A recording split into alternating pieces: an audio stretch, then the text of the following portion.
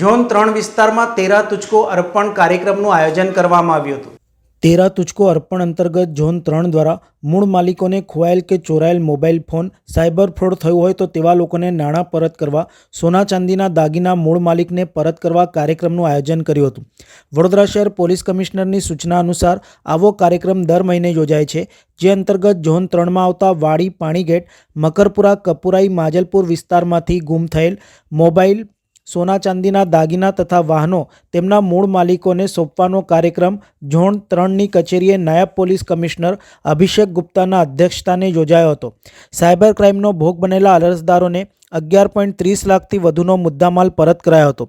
16 phone તેમજ 4 વાહનો મળી લાખો રૂપિયાનો મુદ્દામાલ અરજદારોને પરત કરવામાં આવ્યો હતો, જેના પગલે ઝોન 3ની કચેરીએ આવેલ અરજદારોએ પોલીસના અભિગમની પ્રશંસા કરી હતી। હા, ડી સાહેબની સૂચના અનુસાર દર મહિને પોલીસ સ્ટેશન લેવલે, ઝોન લેવલે અને સિટી લેવલે આપણે 13 તુચકો અર્પણનો પ્રોગ્રામ કરતા હોઈએ છીએ, જેમાં નાગરિકોના ગુમ થયેલા કે ચોરી થયેલા મોબાઈલ હોય કે કોઈ દાગીના હોય અથવા તો વ્હીકલ હોય અને જે સાયબર ફ્રોડમાં જે પૈસા એમની પાસેથી પડાવી લેવામાં આવે છે તેને પણ પરત આપવાનું જે કામ પોલીસ કરે છે તેનો આજે પ્રોગ્રામ રાખવામાં આવેલો હતો, જે અનુસંધાને ગત માસમાં 11.5 લાખથી પણ વધારે રૂપિયા આપણે સાયબર ફ્રોડમાં થયા હોય એ પરત આપવામાં આવ્યા છે। આપણે 16 જેટલા મોબાઈલો નાગરિકોને પરત આપ્યા છે, 4 વાહનો આપ્યા છે, જેમાંથી 3 બાઇક છે અને એક ગાડી, ઇકો ગાડી છે। આ ઉપરાંત એક લૂંટના બનાવમાં જે સોનાની વીંટી, 10 ગ્રામની સોનાની વીંટી, 11 ગ્રામની સોનાની ચેન અને એક એન્ટિક ઘડિયાળ જે વ્યક્તિની ચોરી થઈ હતી તે પણ પરત આપવામાં આવી છે। આ બાબતે બે વસ્તુ હું નાગરિકોને કહેવા માગું છું।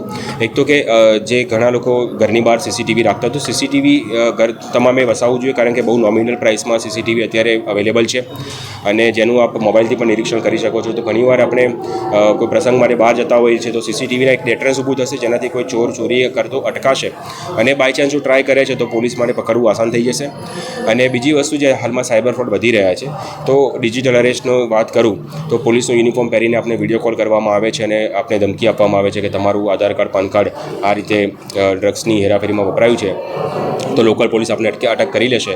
તો આ રીતની ઘટનાઓ બનતી હોય છે। તો જે બાબતે મારી નાગરિકોને, નગરજનોને એક નમ્ર અરજ છે કે પોલીસથી ડરવાની કે પોલીસે ડરાવીને ફોન કર્યો છે બાબતે ડરીને તરત જ એને તાબે થઈને એ માંગે એટલા પૈસા આપવાની જરૂર નથી। કંઈ પણ આવો બનાવ બને છે તો આપ તાત્કાલિક નજીકના પોલીસ સ્ટેશનમાં સંપર્ક કરો। આપના ખાતામાંથી જો પૈસા ઉપડી જાય છે, વિડ્રો થઈ જાય છે, ડેબિટ થઈ જાય છે, તો 1930 પર કોલ કરી શકો છો કે જેથી ઝડપથી આપણે આપણા બેંક એકાઉન્ટને ફ્રીઝ કરીને, સામેવાળાના બેંક એકાઉન્ટને ફ્રીઝ કરીને આપણે મેક્સિમમ એમાઉન્ટ પરત કરાવી શકીએ। અને કોઈ પણ ખોટી એવી લાલચોમાં નહીં પડવું અને કોઈ પણ એવી લિંક પર ક્લિક નહીં કરવું કે કોઈ પણ એવી એપ્લિકેશન ડાઉનલોડ નહીં કરવી જેના કારણે આપણા ખાતામાંથી પૈસા જઈ શકે।